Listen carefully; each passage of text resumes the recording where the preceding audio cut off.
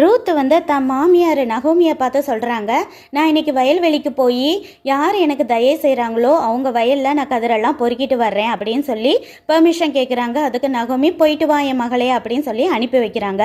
அவள் வந்துட்டு தற்செயலாக ஒரு வயலுக்கு போகிறா.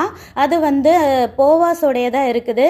போவாஸ் வந்து நகோமிக்கு ரொம்ப நெருங்கின சொந்தக்காரரு, ரொம்ப வசதியானவர். ஆனால் இது எதுவுமே வந்துட்டு ரூத்துக்கு தெரியாது.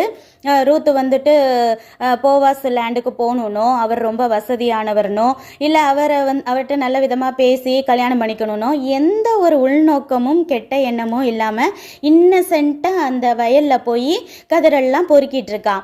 அப்போது நம்ம ஹீரோ போவாஸ் வந்து என்டர் ஆகிறாரு. அவர் வந்து வேலைக்காரங்களெல்லாம் பார்த்துட்டு சொல்கிறாரு, கர்த்தர் உங்களோட இருப்பாராக அப்படின்னு ஆசீர்வதிக்கிறாரு. அதுக்கு மற்றவங்க வேலைக்காரங்களாம் சொல்கிறாங்க, கர்த்தர் உண்மையும் ஆசீர்வதிப்பாராக அப்படின்னு சொல்கிறாங்க. பாருங்க, போவாஸ்க்கு என்ன ஒரு நல்ல மனசு